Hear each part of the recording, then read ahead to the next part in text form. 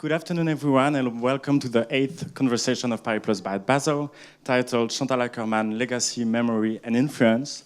Today, we are absolutely thrilled to have an incredible lineup of panelists with us, starting with Catherine David, curator, art historian, and conservateur général honoraire des Musées de France, the artist and filmmaker Éric Baudelaire, and the artist Collier Shore.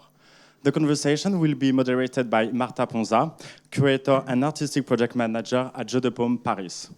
The conversation will last 50 minutes. You will have 10 minutes at the end to ask questions. La conversation sera en anglais. Il y a un QR code à l'entrée à travers lequel vous pouvez avoir une traduction live. Merci beaucoup.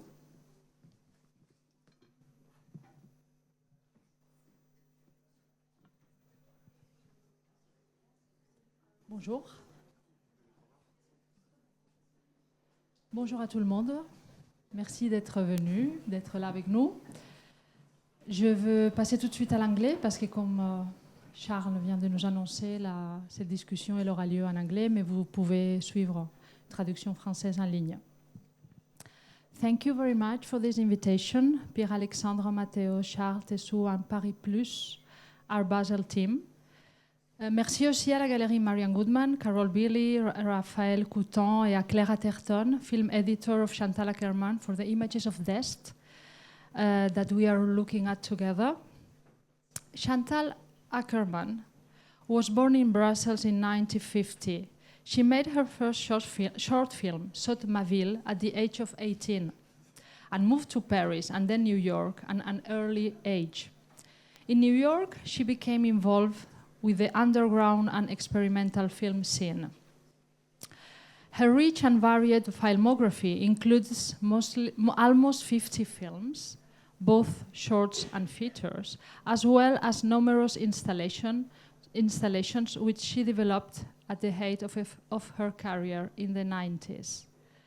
Her best-known feature film include the recently celebrated and award-winning Jeanne Dielman 23rd Quai du Commerce, Bruxelles, best film of all time according to the Sight and Sound Prize awarded by the BFI Institute.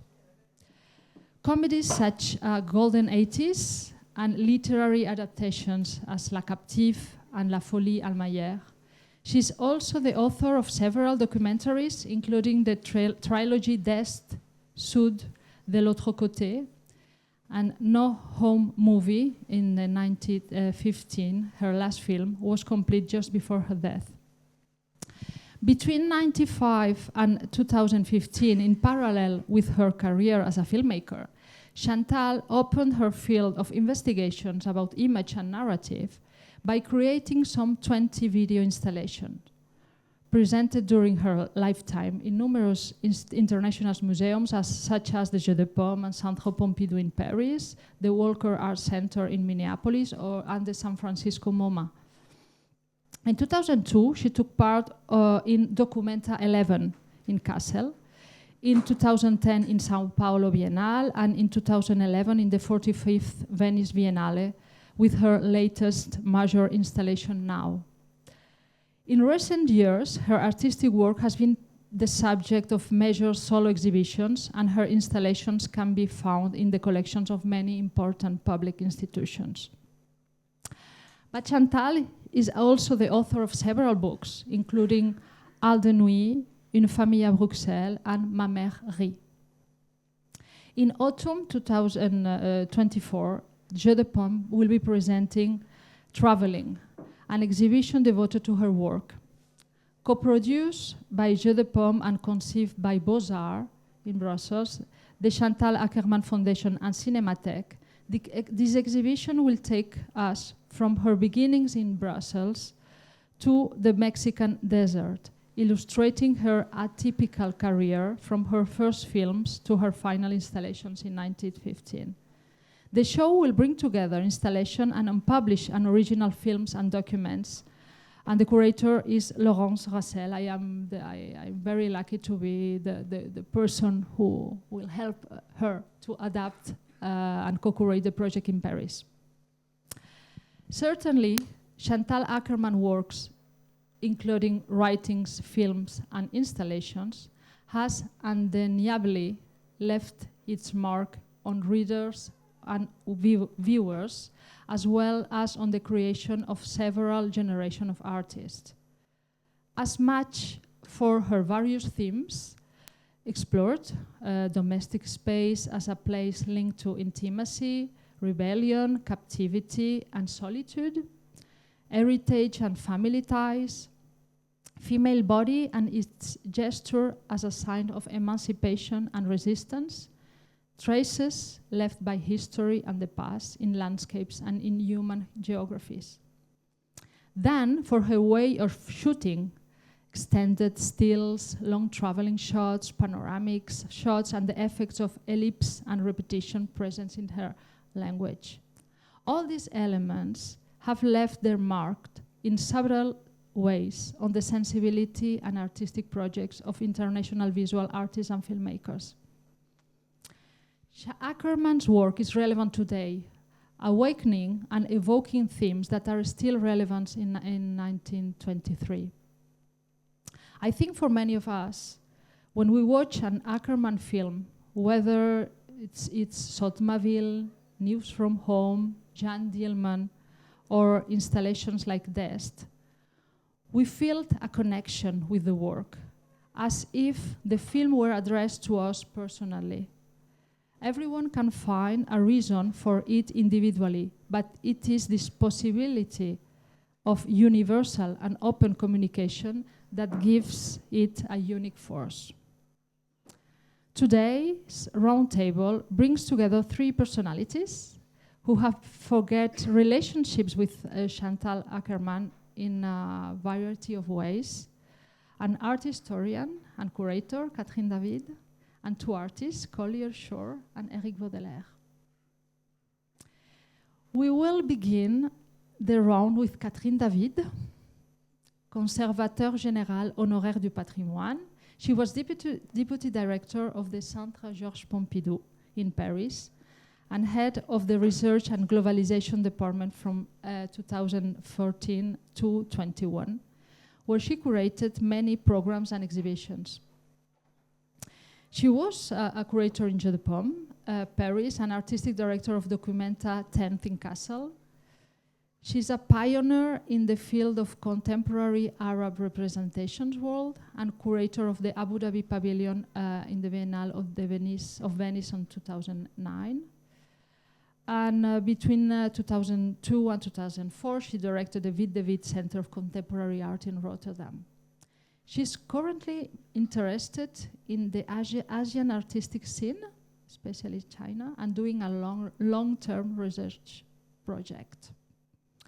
We are now watching at some images of the Dest installation. I show you some of them. You can keep this one. In 1995, Jeu de Paume presented Chantal Akerman Dest au bord de la fiction, the first video installation of Akerman. Produced by the Walker Art Centers of Minneapolis, you, Catherine, presented this installation and worked with Chantal and Cathy Albrecht, the director of the Walker Art Center, for the presentation in Paris.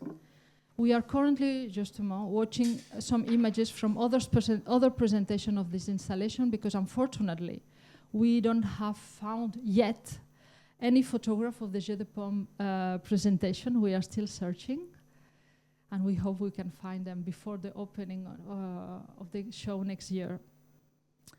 Shot in Germany, Poland, and Russia after the fall of the Berlin Wall, Dest focus on the unification of the European community through the journey, give a universal image of man facing history. For your presentation this afternoon, you wanted to question the notion of legacy and talk about the originality of Akerman's work and how it fits in the experimental film landscapes of the 50s and 60s, as well as the notion of cinematography device, maybe. So thank you, and the floor is yours. Thanks, Marta, for the introduction. I didn't want to speak only of this installation Dest, which of course has been a very long and complex work with Chantal Akerman, because I think that the title of the panel is Legacy, Memory, and Influence. In a way, influence, maybe not the best position for discussing the influence. I see, I can anticipate, and I can have my priorities and preferences, but I think I have enough for discussing legacy and memory, and I would like to begin with memory, and meaning that I knew her quite well, because it took a lot of time, and I had met her before, and I think that maybe what is quite interesting with Dest is that the installation came out of the film. You know, the filming process was already very, very advanced. She was really, really into the film, and little by little, the idea of having also an installation side of the project came out, and she began to think on the two realities. And if you look carefully, the film is always titled Death, and the installation became Dest, bordering fiction. And it was quite clear that you had two different titles. I think it was also very interesting and important for me when I look back to the whole development of the installation from the 90s on, and more precisely installations developed by filmmakers. So Chantal was quite early, but after, and I'm just mentioning the filmmakers I worked with, Pedro Costa and a few other ones, who were really departing from their filmic dynamic and work and research, entering into the space of the museum. And I won't discuss here. I think it would be interesting, but not here today, to discuss the different social, economical, cultural sides of this sometimes temporary, sometimes longer detour for some filmmakers through the museum space and through the contemporary art scene.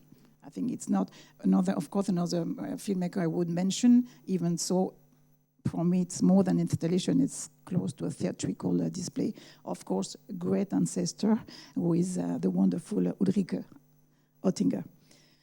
So when it comes to memory, I think what is really very important to me, it was and it still is, and maybe especially these days, that Chantal was an author, meaning from the beginning to the end. It's a very autobiographical work, and with no anecdote, no self-bio. It's a really, really very deep autobiographical work, which is really going through a very complex formal research, and this from the beginning. And I think that from the beginning she deserves, and I think it makes difference, to be part of what we still identify as experimental filmmakers, cinéma expérimental. If there is one who really kept the experimental dynamic, experimental attitude from the beginning till the end, it's Chantal Akerman, and developing what in English, I don't know how you would say that, I would say really an écriture, a very, very specific écriture, whether it went through images or it went through words, as you mentioned. She wrote, and the first book was 97, Hall de Nuit, Night Hall, which is a very, very theatrical set, which of course has many, many connections with the way, with the filmic scenes. She was working the same kind of decor, the same kind of découpage in a way. And I think it's also very interesting to see that Chantal would remind that she was almost an autodidact. She's passed very fast into the institute, what the name in the institute? High School for Performing Arts in Brussels. She ran away very fast, and she really began to work on her own. So, of course, the first movie you mentioned, which is already very, very bizarre, disturbing, on one end, very crazy, but also very controlled movie, which is Saute ma ville. In English, is it Jump My City? It sounds a little bit bizarre, Jump My City. In French, at least, I'm sure, the title, Saute ma ville.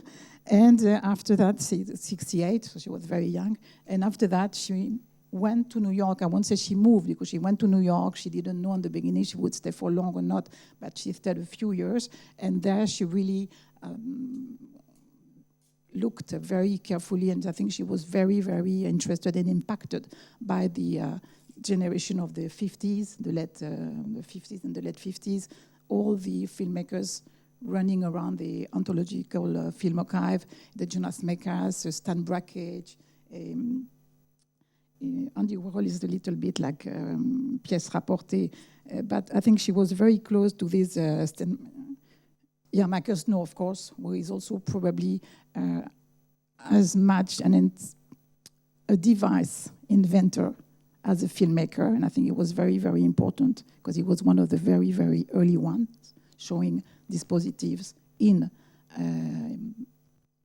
art spaces outside from the cinema theaters. But I think it's quite smart to remind a very close collaboration all these years with Babette Mangold, who was most of the time at the camera making the image, and not forgetting a non-American but very important in her genealogy filmmaker from Brussels, Boris Lehmann, who is working on a very subtle diarist way of filming.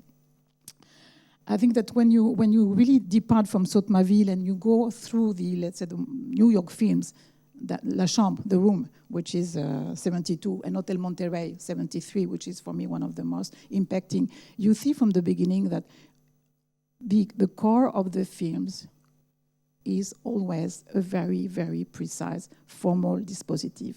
But the dispositive, which is not ending, and she was very, very keen and sometimes very severe, with what she would call the formalist. And she never considered she was a formalist because the device was absolutely worked out in order to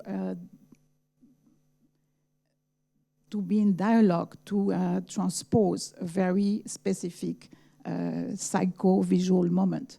And on this level, of course, she will never become a very, very formalist, playing with images and just the rhythm.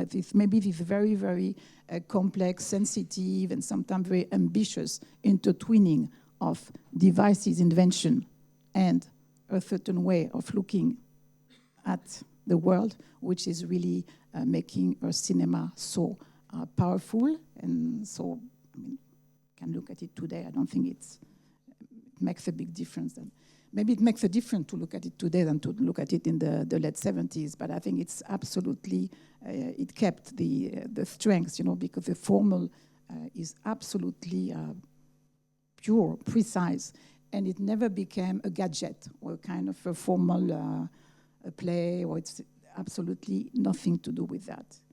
And of course, it also makes very difficult to discuss. I'm not even sure it's really interesting to discuss that. It's maybe more, it's wiser to speak in terms of porosity. It's kind of very, very interesting and inventive porosity between a documentary line and a fiction one. And it's always very, very intertwined and very difficult to decide. Even so, when you would speak with her after death, she would admit and sometimes say that death sur sas and the border, l'autre côté, the other side, dealing with the US-Mexican border, were more like a documentary project. But when you would look back carefully to death, I'm not sure. For me, there is a very, very deep historical. It's very difficult because it's a kind of bit psycho-historical line, which is very, very well developed. So it's on a level which is really, I think it's quite unique. This, especially when you look at it from now. And this film, I think it's also quite important to say it, because before becoming again an installation, Death was a movie she filmed after a long series of traveling to Central and Eastern Europe between 91 and 93. And she was also often in Moscow because at the time her partner, Sonia Wider-Atherton, with a very, very major cell. Cello player and composer, was studying in Moscow at the time at the Tchaikovsky music school. She was there, so she had many reasons for looking carefully to what was happening in Moscow at the time. So I think that this film is really very important for historical reasons, but also for private, personal reasons. Sometimes, in Chantal's work, it's very difficult to make a distinction between what is private, what is personal, what is historical, and how all this is articulated in a, again, non-anecdotal way, which I think very important to underline these days when we are sometimes overwhelmed by too many anecdotes and too many how do that? I don't find the word in English and even in French. When you are not really, you are exposing everything, and I think it's very different from that work. So when we come to now, I think that after that, it's absolutely clear what you said, Marta, that she developed movies she would identify more as fiction, but many inspired by writers, or the two at least, the great ones. But before, I think that just before death, and the movies which are still keeping, and it's very interesting because it shows that you can really articulate a very precise and very sometimes dry dispositive and a narrative, and a very subtle narrative, and this would be a Rendezvous d'Anna. So I think that Anna's meeting sounds a little bit bizarre, but the Rendezvous d'Anna, and very famous, very mentioned Jeanne Dielman. I'm not sure Chantal would have been so happy, so pleased with this kind of a label now, the best movie in the world ever. I think it has too much consumerist, cultural consumerism resonance for really fitting with her work, which was very far from that. But till the Jeanne Dielman, you see really this kind of, it's maybe the moment where the apotheose of the articulation between very precise dispositive and how the dispositive is generating a narrative and not the opposite. So I think that maybe on this aspect, she was very influential.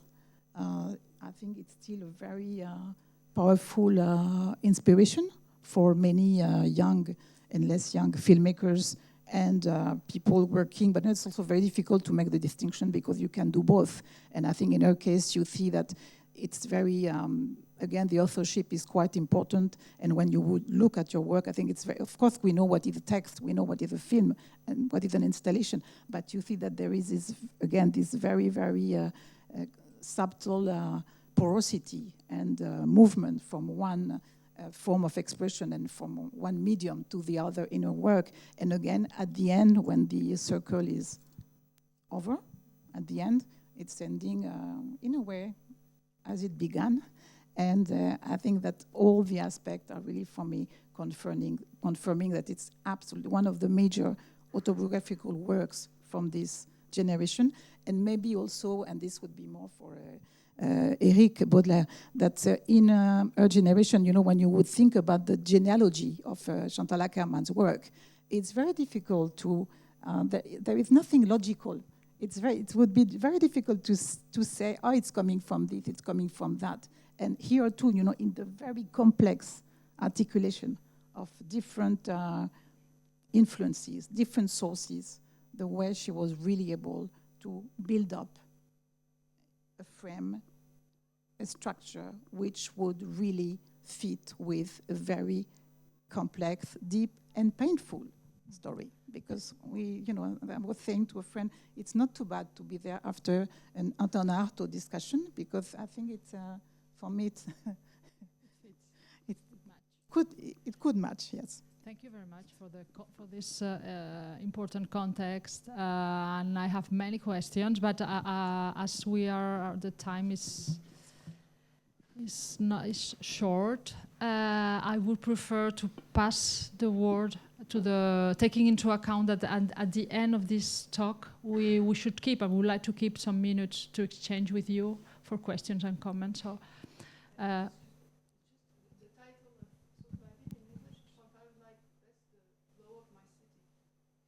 thank you. Thank you, Claire.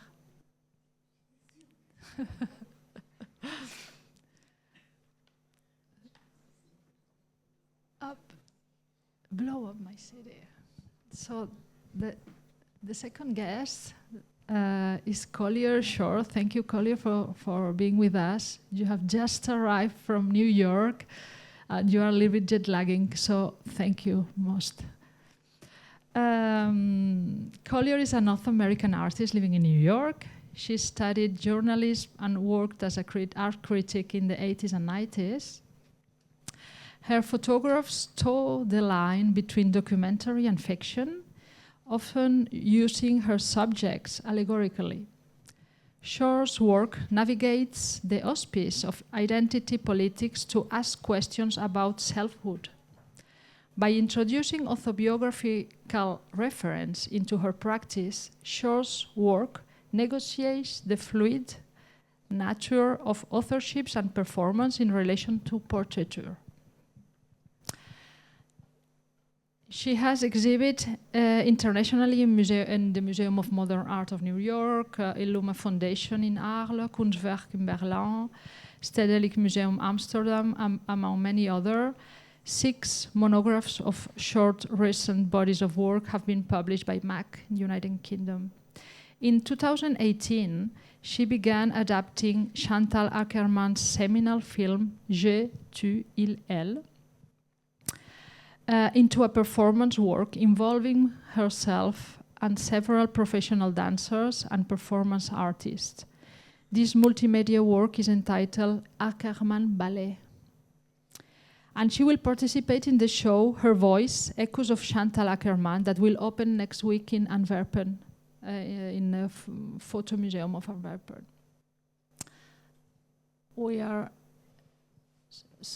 Collier shares with us some images of the script of the performance. That's right.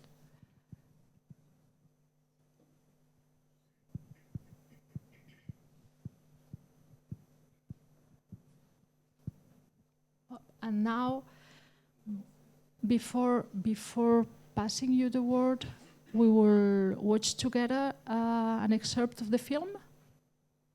Yeah? Maybe I should. Does it? Just to kind of quickly say, otherwise I think it's just like too abstract. Once I decided I wanted to work with Chantal's work, I edited her film into movements, and then I printed sections of the movements out, and then I danced the film. So it took about 4 years or so, and we didn't. Whoever I was dancing with, I didn't really show them the film. I just said, "This is a scene in which your body is the mattress, and let's dance it." And so we sort of just did it quietly for a long period of time. So the pages are really my attempt to show people who might perform the ballet at some later date, like instructions on kind of how to make movements and follow the storyline. And so the scene we're going to look at is a scene in which Chantal and the ex-lover are kissing, and the camera's going directly this way. Yeah. And then I can just tell you a little bit about it. Okay. So there you go. Thank you. The first video.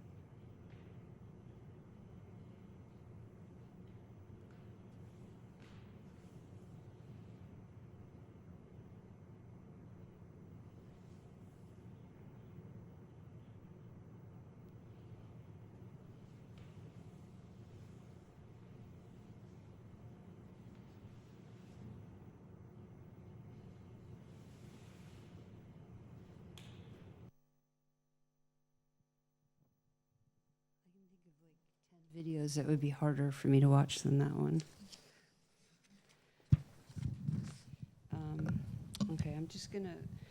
Normally I wing these things, but I knew I'd be too jet lagged, so. And I am in no way an expert on any of these subjects, but here it goes. In some ways, Jeanne Dielman, of which I actually have little to say, is a story of a woman's life not revolving around a love story. Chantal has spoken clearly on the limited ways in which women have been represented as part of love. I would think that she meant either as the object or the victim, or simply with less language outside the relationship with men. She also has noted that as a filmmaker, she too has probably ascribed a somewhat thin description. The problem, of course, is what to do with the expression of female desire when it is not only focused on another body, but the expression of a lesbian body that has seen so few representations of it as to almost not exist. The ex-lover in Jeu de Paume is, of course, both a screen for Chantal to speak her desire, attachment, and obsession, but there still, it is the most equanimous description, simulation, dance of female sexuality I've really ever seen. And so, of course, when I started to think about performance and dance, I saw not one dance, but 100. Judson Church pedestrian movements, mattresses as objects, and sculptures. I mean, it's all there. I had no interest in redoing or appropriating the film. I very much wanted to adapt it, which is why it is a dance, one that can be staged by a company other than mine. I love the history of the notion that an actress couldn't play Chantal's character because they couldn't be awkward enough. It sounds the bell of permission. It did for me. But I think more than the issue of who could act correctly, it is that Chantal wants to be in front of the camera, an acute desire to carry the anxiety, to travel it all the way while being measured, seen, and observed. I have experienced photography as a kind of dance. We move together, and then I tell someone what to do, or I follow someone adoringly. I hear my voice. But with dance, I cut out the distance. I move someone to get moved by someone, do it with accepting the unknown, but I am touching and I am being touched, and that's very different. I read this bit, and I say bit intentionally referencing the American term for a comedy routine, coming from Lacan, that the great anxiety around sex is that sex doesn't create oneness, the idea that our pleasure is separate, the difficulty of separation and differentiation. In some ways, I think that is why I ended up casting 4 female performers to dance scenes as the ex-lover. So the constant is my female character. The speculation and the objectification never takes root. The ex-lover is actually separate in the same way that the daughter struggles for separation because she can't achieve oneness with the mother. She suffers over both drives. I wanted to rescue the ex-lover, and I wanted to save Chantal. Perhaps my specialty is triangulation. I would say that Chantal's permission is so great that it allowed me to take off my clothes and be a dancer at 55.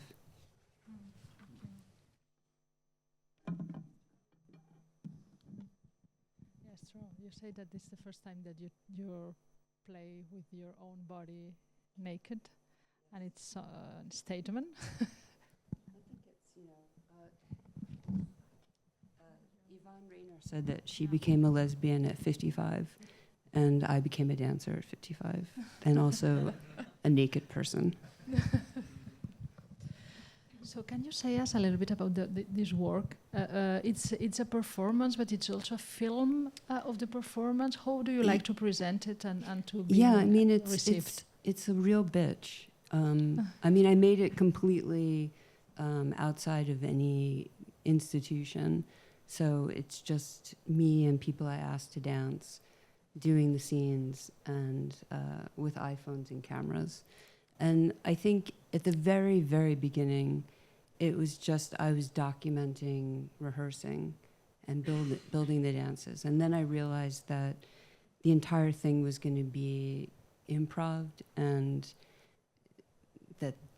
that was the material. And then I also thought, well, I don't have Babette, you know? I don't, it's kind of like either you kind of use film and it's about film, or you simply capture it in a very unauthored way. And I think that as a photographer, the idea that somebody would hold a camera and make decisions, or that it would be aestheticized, was beside the point. So yeah, I just set them up, and I can tell you that sometimes it really sucks because I forgot to push 4K. But sometimes, like in that one, I had a better little camera, so it's kind of crisp. But yeah, the idea was, initially it was simply make a performance so that I could photograph a performance, because I just was so interested in the artifacts of performance work. And the other thing was that I had been so inspired by female artists who appeared in their work. And up until 55, I gave myself no permission to do so. I mean, I really just thought that that was the job of beautiful artists, that could be in their work and use their body as a mechanism. And then, I don't know, I just decided, what the fuck, I would do it. And then I became seriously addicted, and that's why I talk about this idea of wanting to actually carry the thing, wanting to be looked at. It's incredibly freeing, because what happens is you see yourself for the first time, because you have enough distance and you realize that you're carrying all this information, and it is and it isn't you. And I worked with very talented dancers. So the performance is not done to be seen for an audience. It's just to be document and. That was the naive beginning. But of course, once you start dancing with people who perform, you start being encouraged to perform. So of course, that's always a possibility. But the idea was that it would be an installation, and people would encounter the movements and the narrative in different kind of configurations of space, so that you were never totally passive, but always moving through, and sometimes feeling like a voyeur, and sometimes feeling like you're a spectator. But it's really it's so many hours of dancing, and I've procrastinated for 6 months about it. So I'm working on the book of the script, which will make me feel better about the fact that other people could potentially perform it. And then, I don't know, depends on what kind of shape I'm in, whether or not I can do it. But what it is interesting is to think about directing somebody to play my part, if in fact I age out of that possibility. But it's kind of, that's the thing. It's like, as an artist, I've become quite comfortable in making things outside of exhibition situations, just because I am incredibly dissatisfied with the options.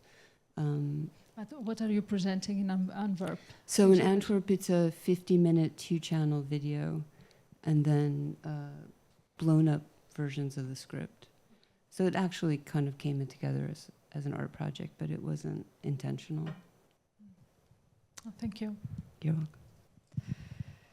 So I have many questions, but I think we should pass the word to our last speaker.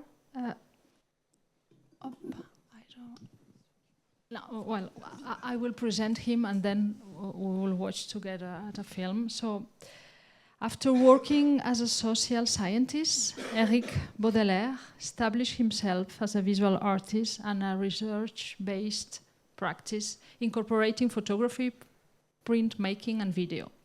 Since 2010, his feature films have circulated widely in festivals. When shown in exhibitions, the films are present within broader installations that include works of other artists and extensive public programs, such as Après, organized at the Centre Pompidou in 2017. He was the recipient of the 2019 Marcel Duchamp Prize and published a monography titled Faire avec at Paraguay Press in 2023. Eric, you would like to talk about the political and historical aspects of landscape,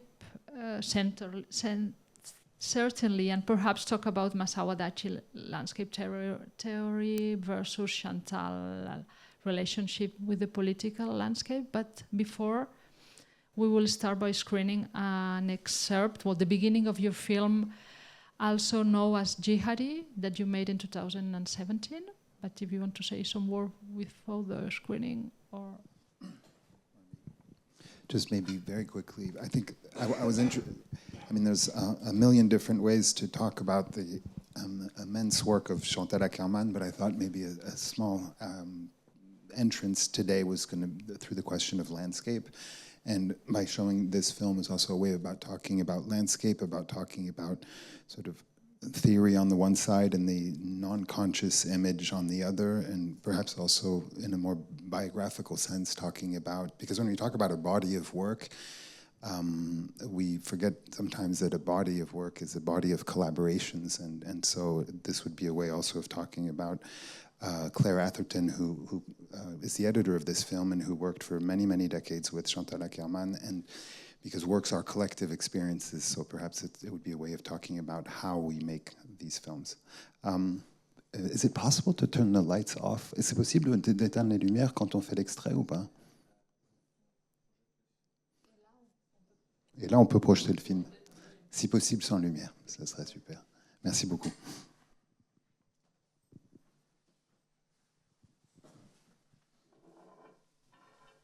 It's a 5-minute excerpt.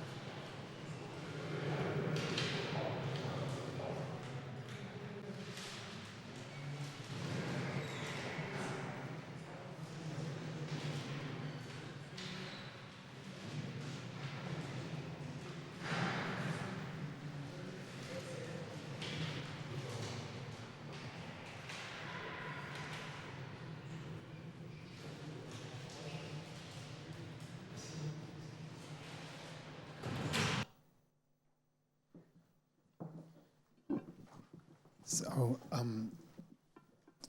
maybe I'll just tell a little bit of the story of how this film came to be.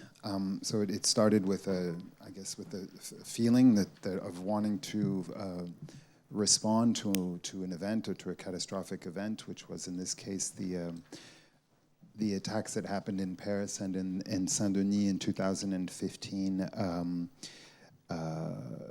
A sort of a massacre that I guess touched all of us and is a very sort of present, how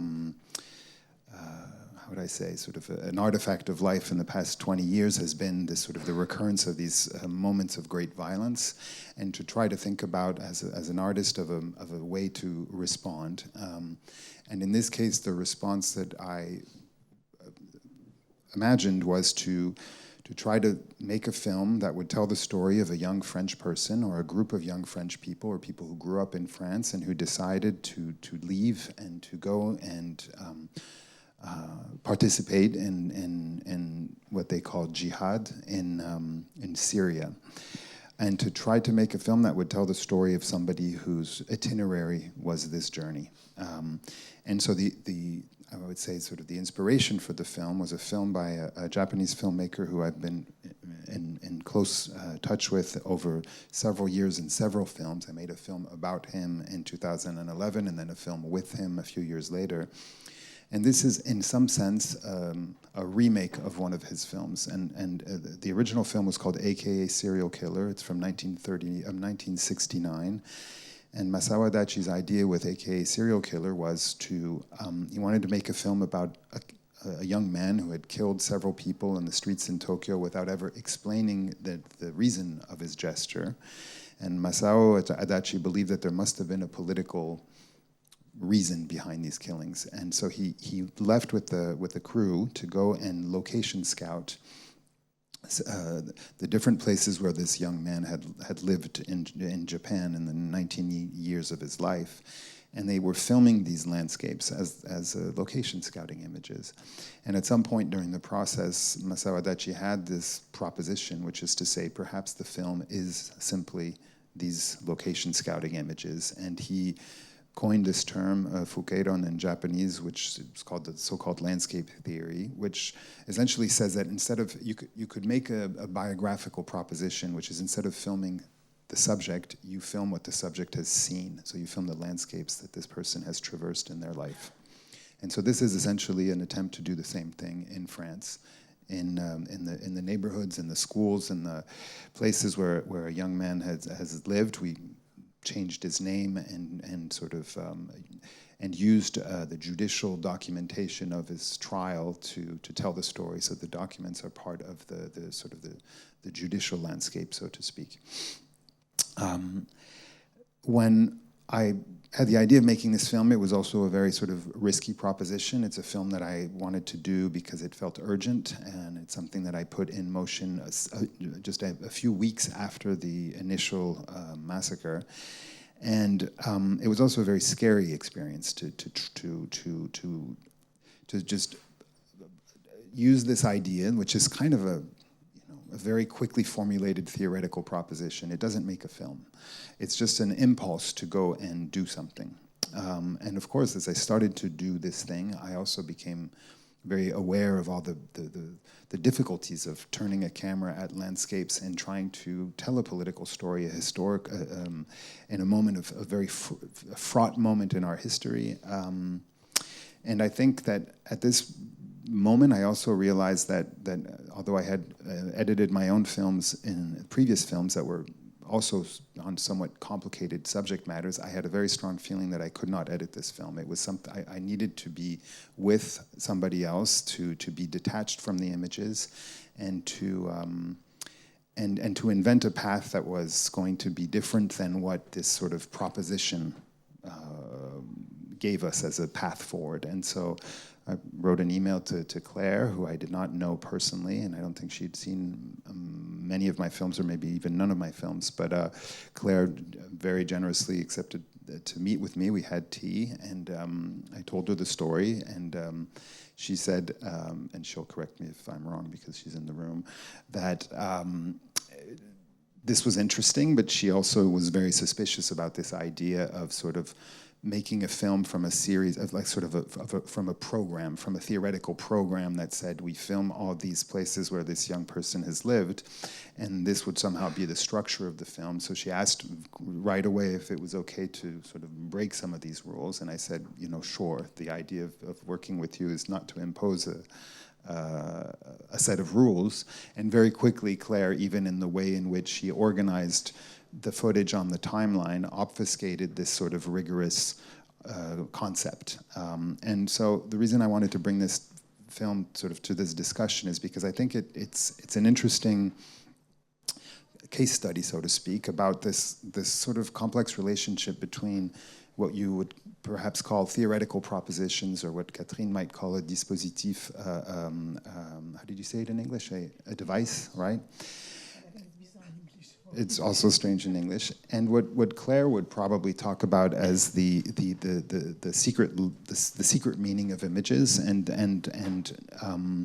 the non-conscious image. And I think that in some sense, this film and maybe even a number of other films are sort of about, for me, finding a way for making images of spaces, of landscapes, that will possibly be triggered by a sort of a theoretical proposition, but once you are in a place and you are filming, it's no longer about anything theoretical. It's about a very physical relationship that happens between and I'm sure Koya will relate to this idea that making images is some kind of process that involves the stomach, the eye, the heart, the mind, the technique, and all of these things are very sort of difficult to theorize. They're very much felt.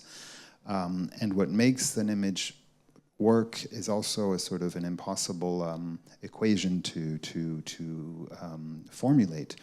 So when we film these landscapes, and then when we edit these landscapes,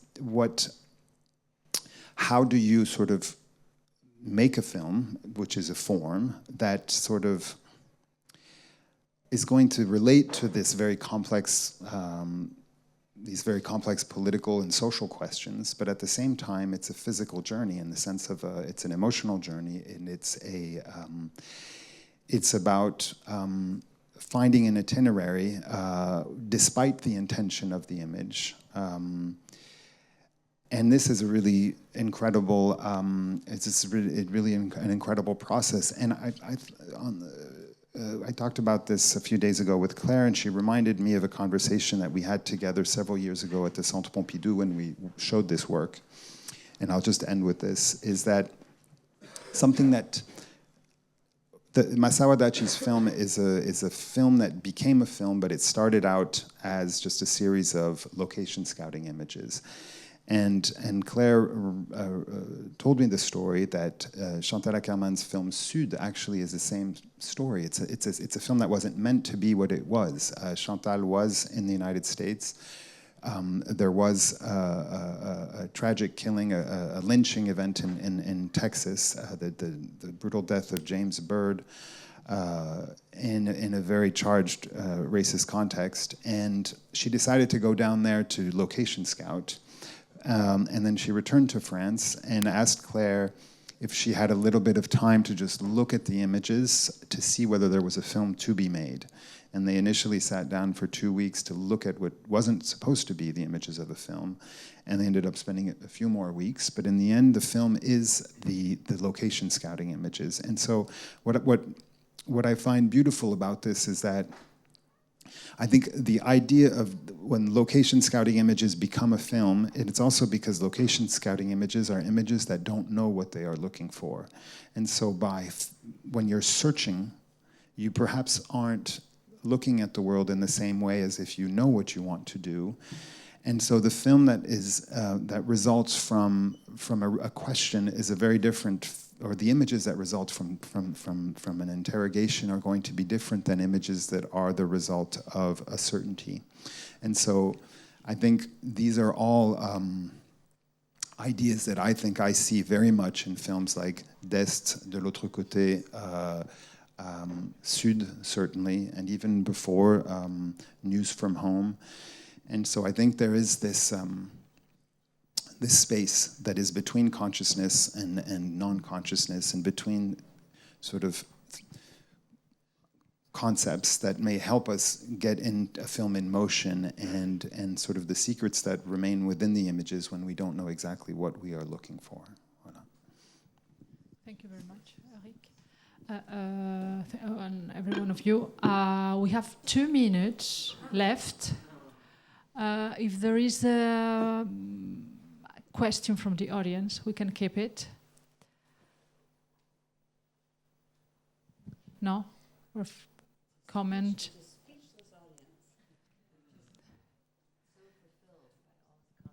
Yeah. No? What do? Well, it makes me think about the news from home. I always call it letters from home. It's news from home, right? The one in New York where the camera is just static and it watches. You know, if you turn the sound off, it's just a kind of beautiful rhythmic documentary of New York. And then you put the sound on and it's someone's story. And so it's both this landscape exercise. You know, if there were no sound, you could still interpret it. You could be thinking about what her experience is in that place. But then when you hear this, you know, this heavy relationship, this unsatisfied relationship, you know, and in the midst of this city, which would be like a growing city and a failing city simultaneously. So that seems like a really interesting connection to what you're talking about.